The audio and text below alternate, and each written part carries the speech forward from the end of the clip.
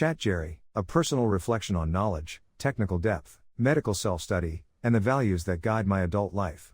Number 1448, November 26, 2025. Gerald C.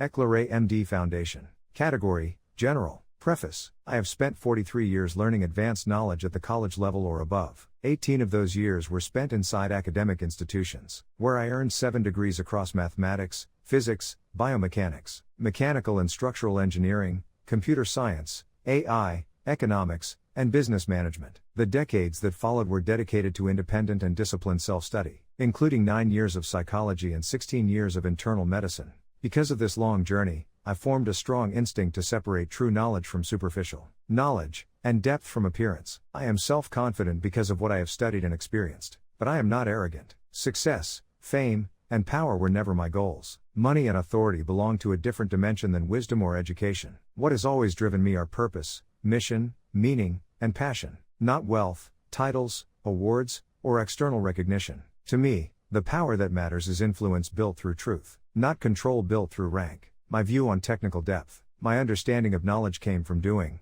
not talking. In 1972, I began developing AI algorithms entirely on my own, long before AI became a mainstream academic subject. Throughout my adult life, I wrote software code, solved equations, and studied the mathematics and physics behind every model I used. I can quickly recognize whether someone truly understands technical foundations, because real mastery is impossible to fake. It is earned only through long practice, error correction, and solving real problems. For 12 years, I worked in semiconductor AI chip design in Silicon Valley, building signal logic, placing millions of transistors, and routing millions of electrical wires, to move data and information intelligently, just like circuits in the human brain. This kind of work trained my mind to think mechanistically, not descriptively. Technical mastery is the ability to understand the mechanism behind a problem, and construct a working system from the foundation up, not the ability to issue orders or hold an impressive position. Even so, I value a hybrid system of NI plus AI. The human brain is still faster and deeper in creativity, intuition, flexible thinking, emotional judgment, and passion. No machine can truly possess passion. AI is stronger in data storage, computation speed, and pattern replication. Each is powerful in different ways, but only human brains can discover new meaning and breakthrough insights. My medical self-study: I never attended medical school, and I do not own a single traditional medical textbook. My bookshelves hold more than 20,000 books, mostly literature, history, and philosophy. But during the past 16 years, I have read more than 10,000 published medical research papers online. This was the advantage I gained by living in the era of search engines and commercial AI tools. I still do not know many medical jargon terms, and I still have difficulty pronouncing many medical phrases, especially drug names, because I rarely speak to doctors or medical professors in person.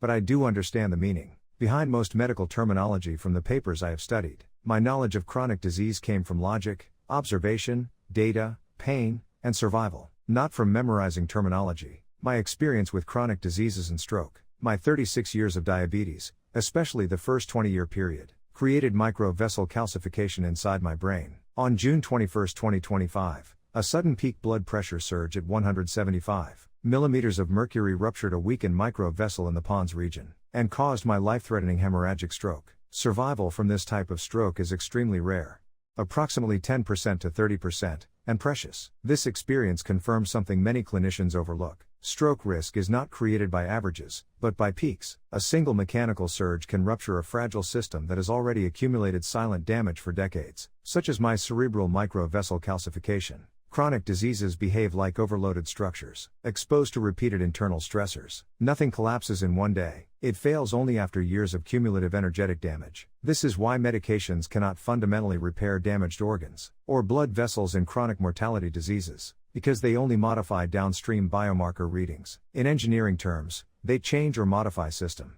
downstream outputs without correcting system upstream inputs. The surface numbers look improved, but the underlying dysfunction or structural damage continues. My conclusions are not interpretative or descriptive theory. They are survival logic drawn from real data and personal evidence, because my life depends on the correctness of what I learn, and the depth of the insights waiting to be discovered. My values in life and research: I have always cared more about knowledge, purpose, and helping others than about external material rewards. My high productivity, writing 1,447 single-authored papers in 10 years, did not come from competition or collaboration. It came from necessity and 16 years of persistent, intensive self-study and research. At from 13 to 14 hours a day, my survival depends on understanding mechanisms deeply and reducing everything to truth and essence. Even today, I continue writing so others can understand their health, prevent disease, and extend their healthy years. My survival gave me the rare chance to see, learn, and confirm insights in chronic diseases and neural recovery through both energy modeling,